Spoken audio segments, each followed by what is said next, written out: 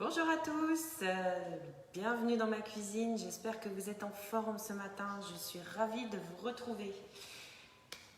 Alors, petite recette du jour pour changer un peu, on va faire une recette internationale, puisqu'a priori c'est d'origine anglaise, mais ça fait le tour du monde et ça peut faire peur. Moi, la première, quand j'ai dit...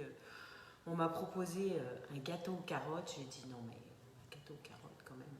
Et franchement, une fois qu'on a goûté, sincèrement, c'est super bon. Alors, on y va?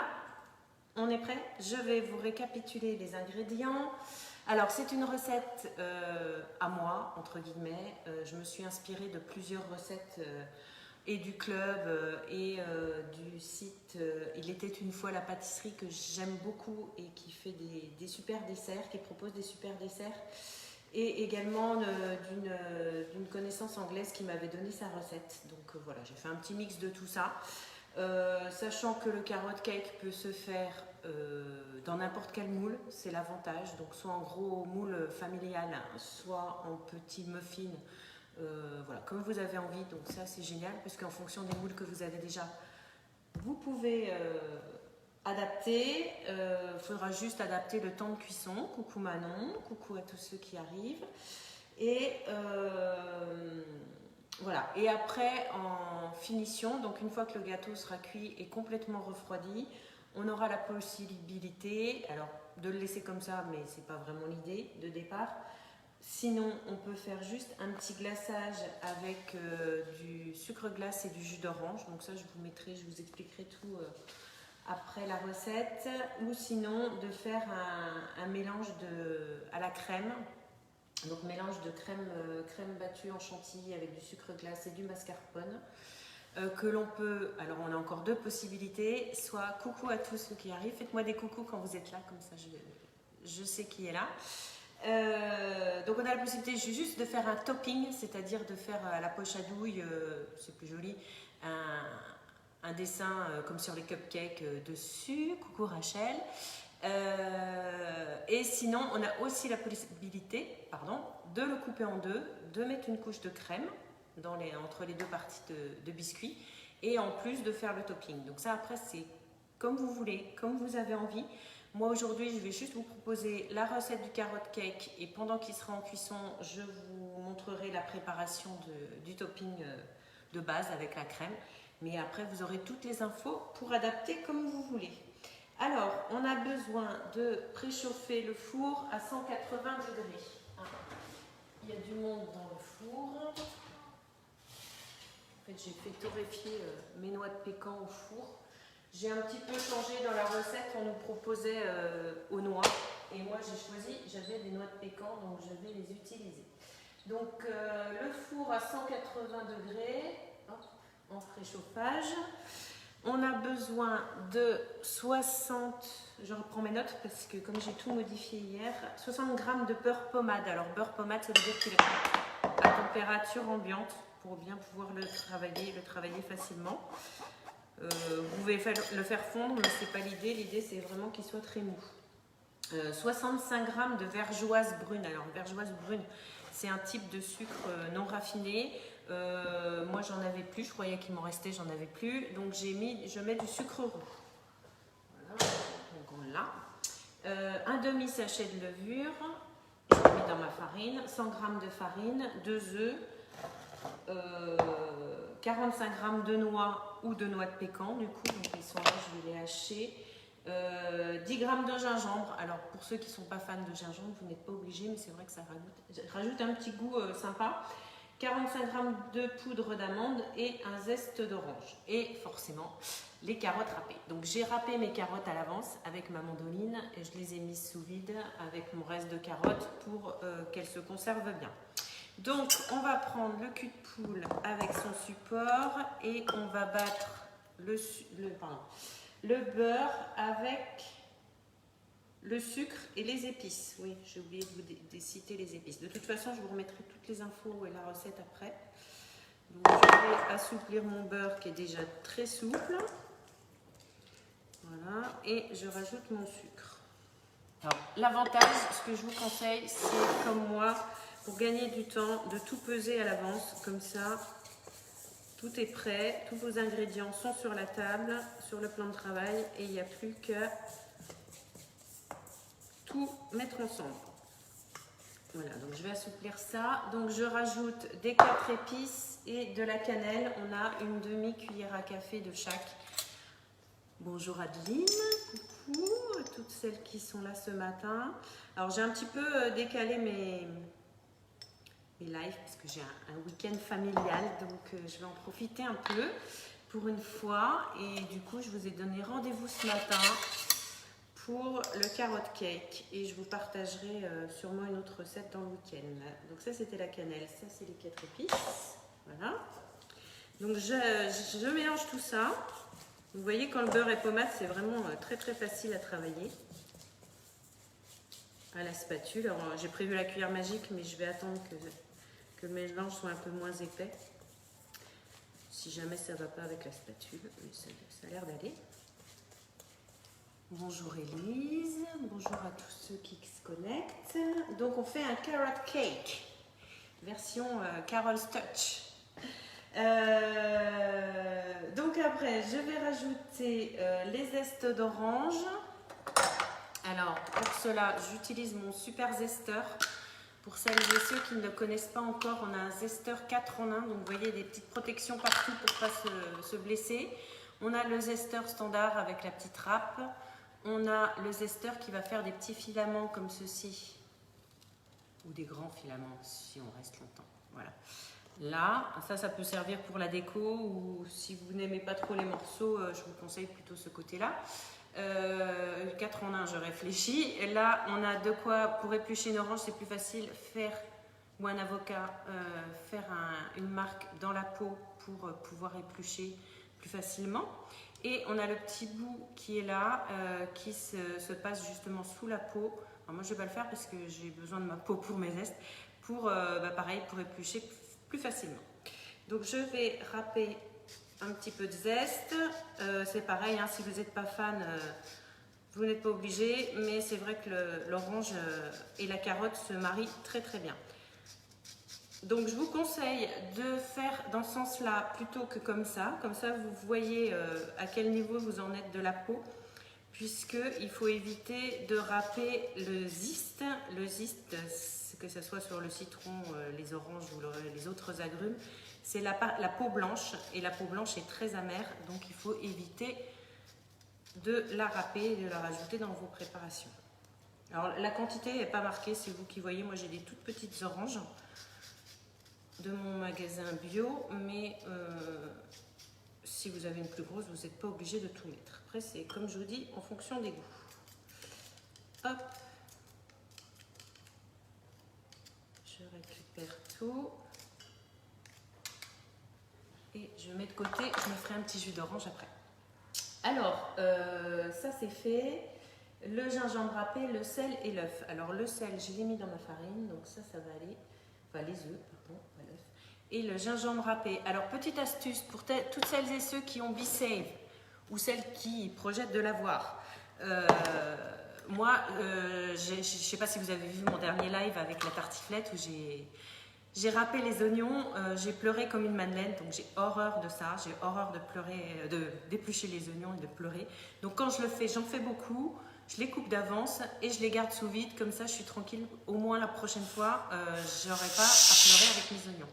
De la même façon, alors là ça ne me fait pas pleurer, mais j'ai quelques gousses d'ail qui restent aussi. Alors vous voyez, je mets un petit récipient dans mon récipient, comme ça je sépare les aliments.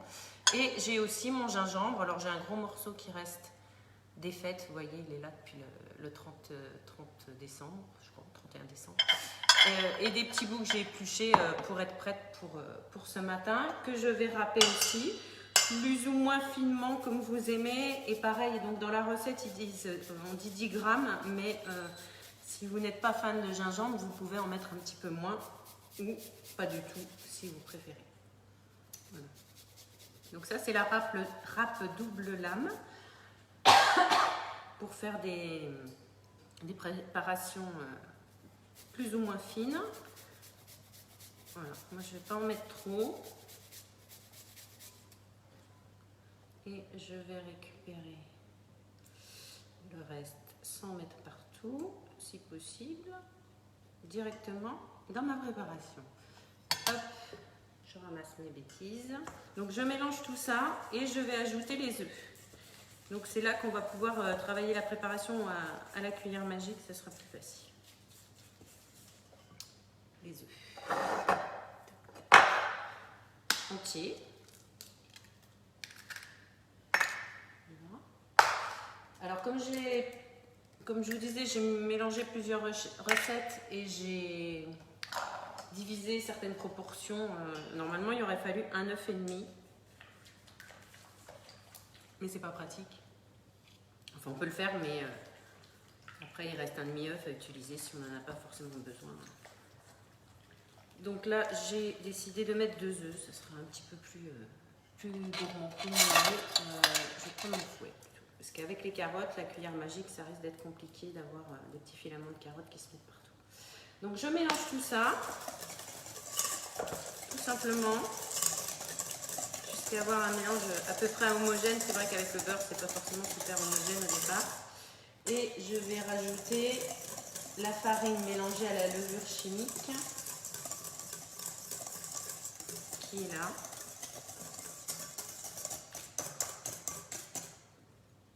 Et le sel. Après, vous pouvez utiliser du beurre demi-sel, comme ça, du coup, vous n'avez pas besoin de saler.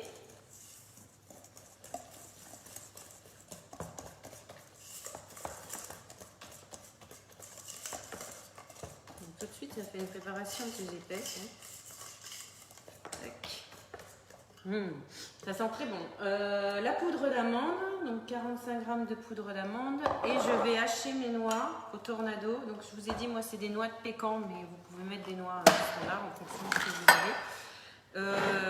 avez. Personnellement, moi je ne vais pas les hacher trop finement.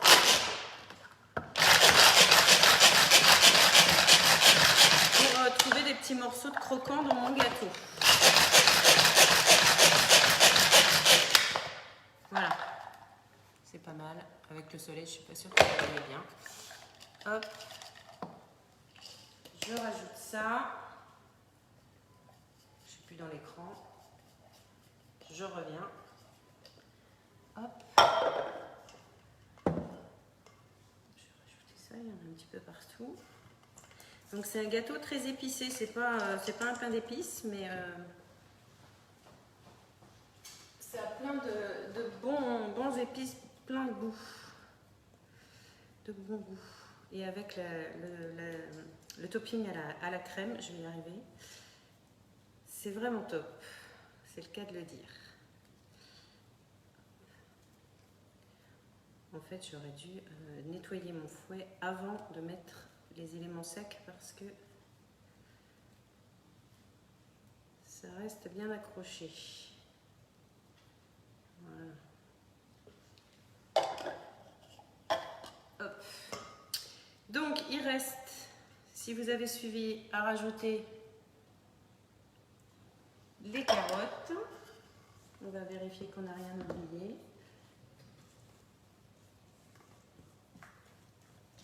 Donc moi, j'ai décidé aujourd'hui de le faire dans le petit moule marguerite. Vous pouvez, comme je vous disais tout à l'heure, le faire dans le moule tablette, le faire dans les moules à muffins, le faire dans un autre moule de votre choix. La photo que je vous avais publiée, c'était dans le moule étoile. J'avais peut-être un peu plus de quantité. Alors, je vais préparer les carottes et je les remettrai sous vide après pour une autre recette. Et je vais ajouter, donc on a 175 g de carottes râpées.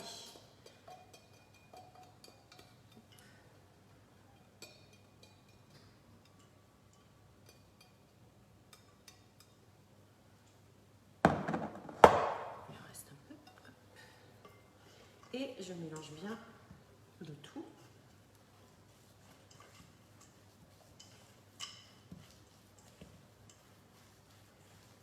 Alors, selon la façon dont vous râpez vos carottes,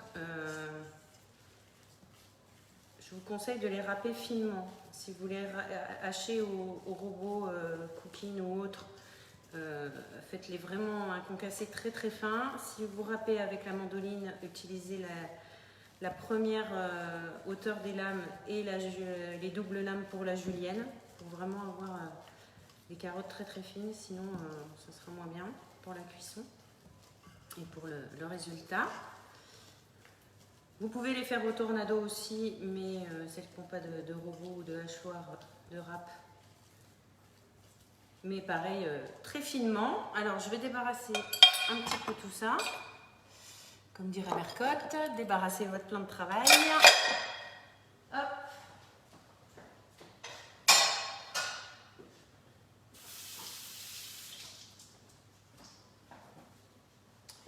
Je vais ramasser mes petites bêtises et je vais tout vérifier si on a bien tout mis. La poudre d'amande, c'est fait. De toute façon, j'ai plus d'ingrédients devant moi, donc c'est bon. Donc voilà, ça fait une préparation bien épaisse. C'est normal. Hop.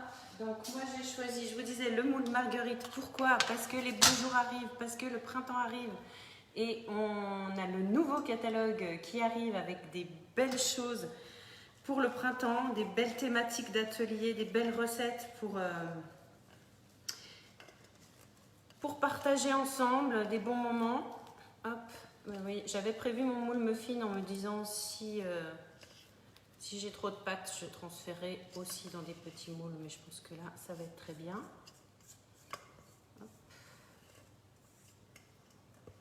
Ça sent super bon, les épices, j'adore.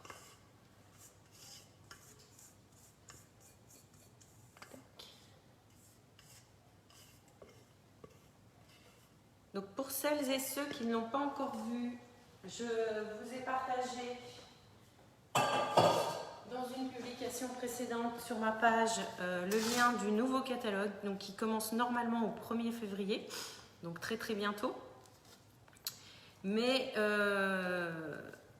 alors tout n'est pas encore disponible, il y a des articles qui arriveront au fur et à mesure au printemps, mais la plupart le sont et sont proposés à partir dès maintenant en atelier. Donc si vous voulez voir les nouveautés, voir le nouveau catalogue, voir les nouvelles recettes, contactez-moi. J'ai encore quelques dispos. Février c'est bien complet, mars aussi, mais on va y arriver. Une soirée, un apéro entre copains, copines, il n'y a pas de problème, ça sera avec grand plaisir. Donc je répartis bien ma pâte dans tous les petits pétales de mon moule, donc ça va gonfler. Vous pouvez aussi, si vous voulez faire un gros carotte cake, si vous n'en êtes pas à votre premier essai et que vous aimez ça, vous pouvez doubler les quantités et faire dans un plus grand moule. C'est tout à fait possible. Voilà. Donc je vais mettre ça en cuisson. Donc pour des petits moules individuels, tout petits comme des muffins, des mini muffins, on est sur 15-18 minutes de cuisson à 180. Pour un gros gâteau, on va être plutôt sur 45-50 minutes de cuisson. Moi je vais déjà mettre 30-35 minutes et je vous confirmerai avec la recette le temps de cuisson pour mon gâteau. Donc toujours à 180.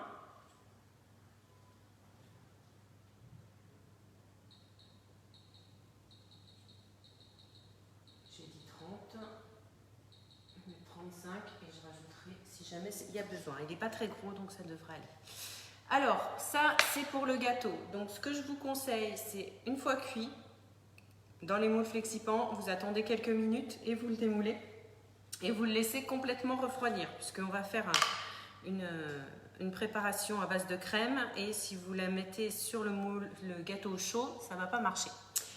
Pour le glaçage basique, on va dire, si vous ne faites pas un topping à la crème, il vous faudra donc, j'ai pas mis les proportions, mais je vous les remettrai, du jus d'orange avec du sucre glace pour faire un glaçage en fait, que l'on appliquera à la spatule directement sur le gâteau. Maintenant, si on veut faire un topping digne de ce nom, comme nos amis british le feraient, on va avoir besoin, je reviens tout de suite,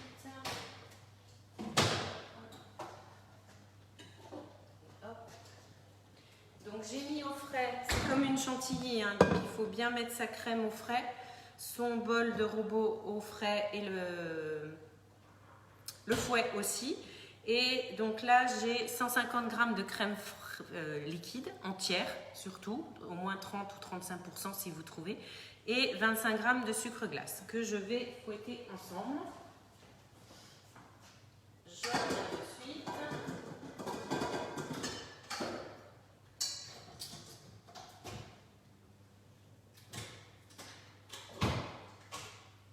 S'il est branché, c'est mieux.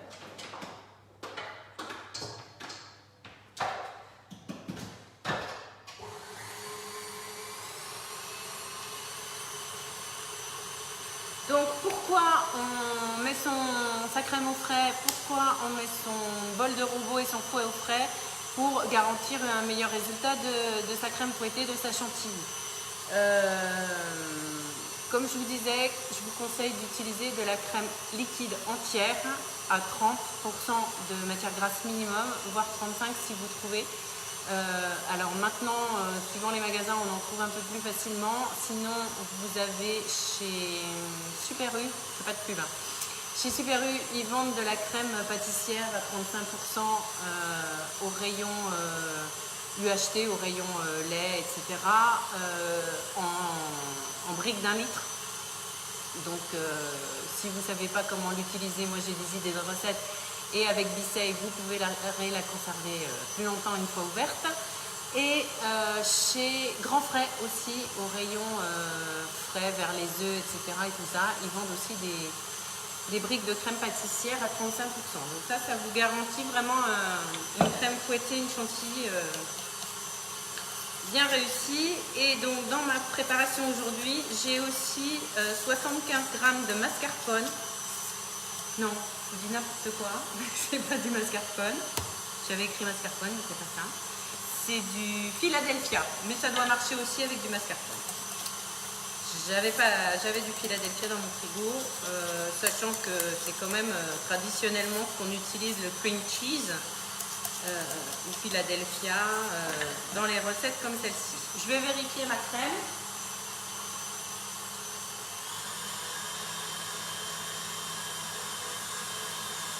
Qui est pas mal. Alors surtout, ne la fouettez pas trop longtemps, sinon ça va faire du beurre.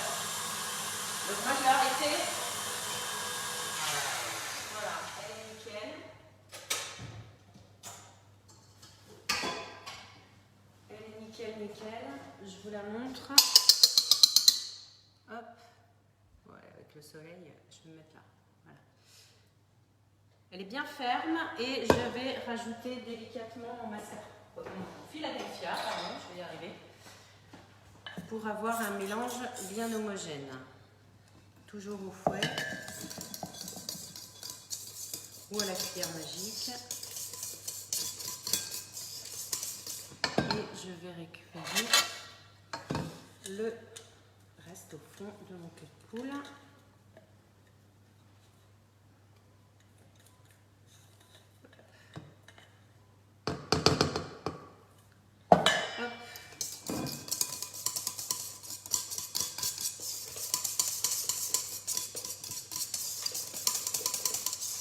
Donc, quand tout est bien homogène, on va arrêter tout de suite et mettre en poche.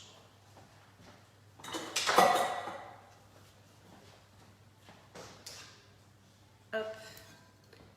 Donc je mets tout directement dans ma poche. J'ai choisi de mettre la petite douille cannelée, la petite, pour faire des jolis dessins sur mes gâteaux, mon gâteau, parce que j'en ai qu'un. Et je vais réserver ça au frais jusqu'à ce que mon gâteau soit cuit et refroidi. Oula!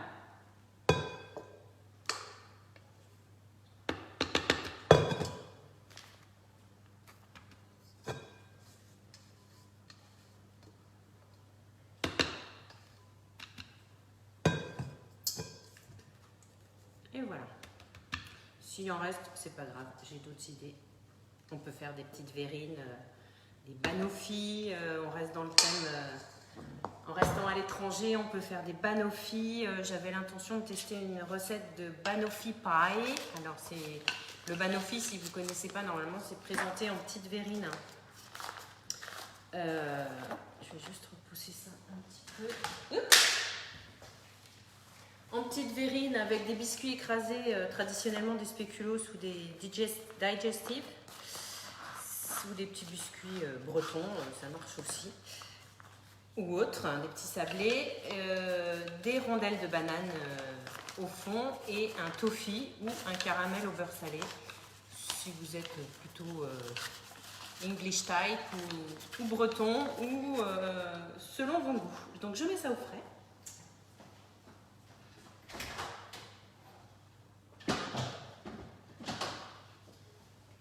Et pour le banoffee, on finit par une jolie crème fouettée sur le dessus.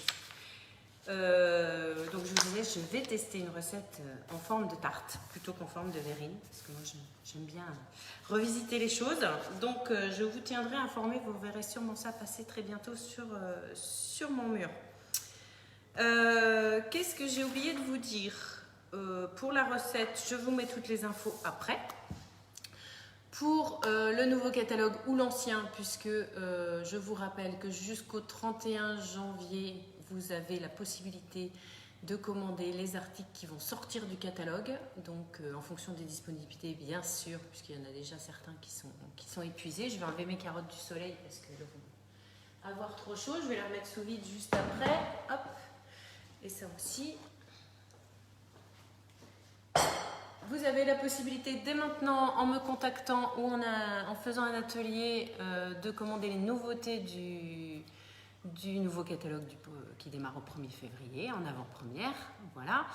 Je voulais vous dire aussi que en fonction de vos possibilités, en fonction de mes possibilités, vu le contexte actuel, je repropose des ateliers en visio, en virtuel, vous dans votre cuisine, tout seul ou avec vos amis, ou vos amis aussi dans leur cuisine, moi dans la mienne, et on partage un atelier tous ensemble pour des recettes super sympas, pour vous expliquer comment vous faciliter la vie et vous proposer plein d'astuces et de conseils comme je fais d'habitude. Donc si vous êtes intéressé, envoyez-moi un petit message, contactez-moi, on trouvera une date pour un apéro, pour un goûter, pour un matin, un midi avant de déjeuner pour préparer la recette du midi, c'est tout à fait possible. Le samedi, le dimanche, voilà, j'ai déjà un agenda bien rempli, mais faites-moi un petit coucou si vous avez envie, je serai ravie de vous trouver une date. Voilà, et bien je vous souhaite un super bon week-end, un bon vendredi d'abord et un bon week-end ensuite. Et je vous partage toutes les infos à la suite et je vous dis à très bientôt. Merci de votre attention et de votre fidélité. À bientôt. Bye bye.